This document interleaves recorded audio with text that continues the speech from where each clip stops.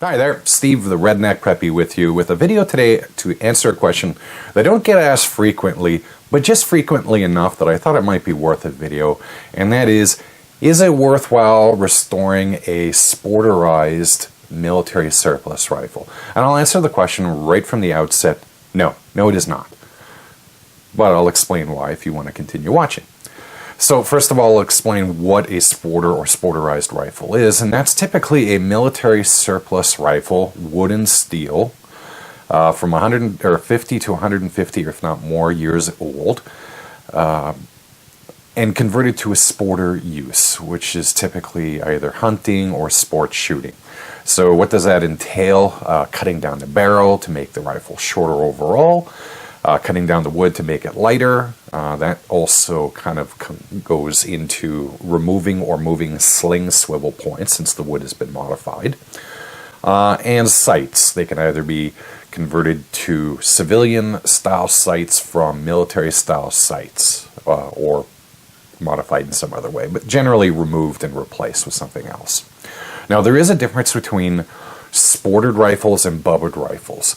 Sporterized rifles are generally converted for a specific use like hunting or sport shooting. A bubba rifle is something where they take a historical firearm. SKS 45s are popular with this in Canada. And they take them and they bubba them up by removing the original wood, sights, whatever. They may put them in tactical dressing. They may actually modify the rifle physically to take different styles of magazines, cut down rifle barrel lengths, whatever it may be. It always looks horrible. That's why it's called a bubba job. A sporterized rifle at least has some skill generally attached to it. So why would someone sporterize a rifle? We kind of look at it today as this horrible historical injustice done to a rifle, but you got to imagine, militaries, at least back in the day, would surplus millions of rifles at a time, so the market would be periodically flooded with these rifles, and they're as cheap as dirt. Excellent rifles, which, if they were bought brand new, would cost a ton of money, but because the military just wanted to get rid of them to make room for the new, they're selling them for peanuts on the dollar. I think I just mixed my analogies there, but you get what I mean. So if a guy wanted to go out hunting and he couldn't afford a new Remington or a Winchester or whatever, he could just look over that big barrel of Lee Enfield rifles that were selling for $2.50 each, maybe a tenth of the price of a brand new rifle, grab it and use it. After a while, he'd probably get tired of carrying around that damn heavy Lee Enfield rifle, so he would shorten the barrel.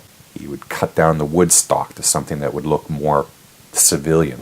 He might checker the wood so that he would have a good grip on it. You'd remove or move the sling swivel points because maybe as a hunter you don't typically carry a slinged rifle. The sights, excellent if you're shooting a guy at 200 yards, not so much when you're trying to shoot a deer through foliage or something. So they would change that out.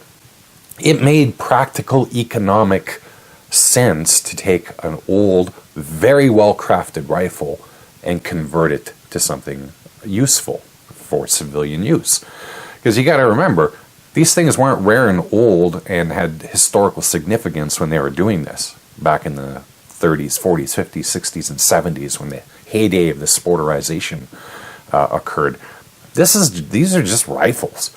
This was something that the dude used when he was in the service. You know, he served in World War II. He carried a Lee Enfield.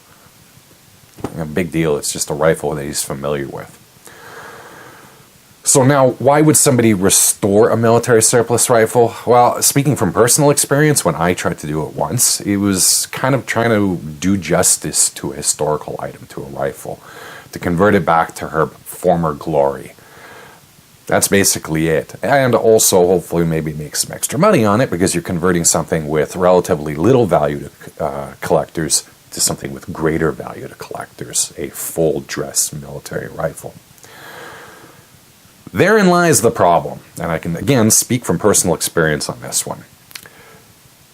The difficulty in obtaining parts is, I think, what prevents most people from being successful in restoring a military surplus rifle. You got to remember, when people were sporterizing these rifles, they didn't keep the spare parts. They didn't keep the old sights of the sling swivels. They didn't have extra barrels lying around that were of full original length. They didn't have wood stocks. They didn't create new wood stocks for these rifles. They just used the existing stocks and shaped them into something new. So you're not going to be finding original parts, generally speaking, from rifles. Militaries, when they surplus them, they dump the spare parts. But what are they going to use them for? Most people, if they did keep the spare parts, they put it in a parts bin behind them, and then over the years got thrown out, lost, whatever. Sights. Nobody would keep sights. Sling swivel points. Why would you keep things like that? And obviously, wood. The wood's been shaped. There is no going back on that generally. And if you cut down the barrel, ditto. There's not much you can do about that. So that's the difficulty. And the hardest part out of all of those things is the wood. Because, like I said, once you shape that wood, it ain't original more and it's not coming back. So that kind of dovetails into the cost aspect of this, which is, just as difficult to deal with as the obtaining of parts. Parts are far more expensive individually than they come as together in one as a rifle. Head over to a place like Numrich, or Numrich, however you wish to pronounce it, and you'll find original parts to rifles that cost far more than they would attached to that rifle. When I was trying to restore a Lee Enfield SMLE that was made in 1917, about 5 or 6 years ago, I paid for a single sling swivel, a rear one, $20. And on that rifle, I had to replace both sling swivel points. I had to get the original wood, nose caps, bayonet attachment point, barrel bands, sights, and it was a single little sling swivel that I paid $20 for. So you can imagine how quickly that would have added up. I paid about $200 for the rifle itself, and the rifle itself was in fantastic condition. Great bore, smooth action, there was nothing wrong with it, other than the fact that it was sporterized. But once you added all of the parts that I would have needed, some harder to obtain than others, particularly that wood, that rifle, which back then probably would have retailed in full military dress original, $400, $450 maybe at most, would have probably cost me 2.5 times as much to restore and put together. So that tells you right off the bat, cost is also a prohibitive factor as to why you shouldn't bother trying to restore a military rifle. Wood is even worse. Original wood is a unicorn. Every now and then you're going to hear some dude on the internet say, hey, I went through a landfill of an old British Army military base, and holy cow, I found some Lee Enfield stocks. Of course, they're all pieces of crap at that point because they've been buried in a landfill for 60 or 70 years. But, I mean, you can occasionally find this stuff. It's almost impossible to.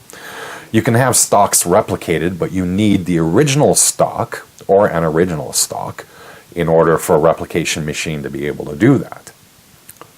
So that means you need a stock already. You need the time, the equipment, and the materials in order to create a new stock. All said and done, if you manage to restore a military surplus rifle, let's say with the aim of earning a profit off of it, flipping it to somebody else, it's going to have less value than an original rifle because you've now created, although it is a military full-dress rifle, it's a Frankenstein's monster of a rifle, or parts master, whatever you want to call it.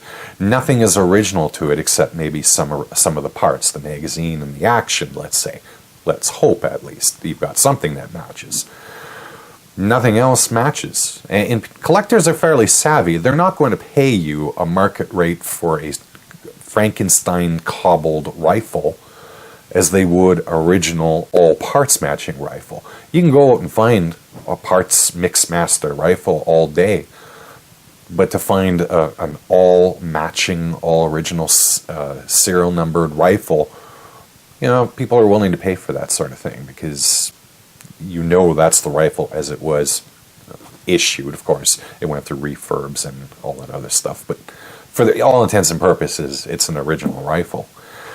So you've spent a hell of a lot of money, and that's assuming that you can even break even in order to not get as much as you would for an original rifle. And chances are you're not going to break even on this rifle. You're going to spend way more than the rifle is worth, and the market will never catch up to what you paid for that rifle. So, on an economic sense, it is not worth trying to restore a military surplus rifle.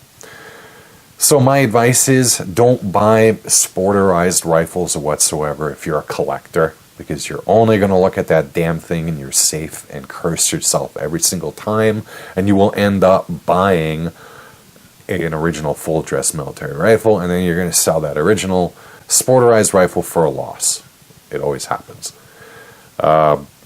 If you want to buy a sporterized rifle just to be shooting it, because let's say you've got a really nice example of a full-dress military rifle and you don't want to shoot it, then yeah, go buy a sporterized rifle for a couple $100, shoot it, and that's great. You've got yourself a rifle that you can just go out and bang around with, and you don't really care, and maybe even use it for hunting, who knows. Do not buy it, though, with an eye to restoring it or trying to flip it, because it isn't going to work. Anyway, sorry for the bad news for those of you who own sporterized rifles, but it never works out, and I apologize for that. As always, you can find links to my Twitter and Facebook pages below. Leave a comment below if you think I'm full of crap. Hey, Steve, I actually restored a surplus rifle, and it didn't cost me a lot of money. I would love to hear that story. Please post it in the comments below. Feel free to give the video a like, subscribe to the channel if you want, and share the video and endanger a lot of internet anger at me. Anyway, take care. Have a good one. Straight shooting.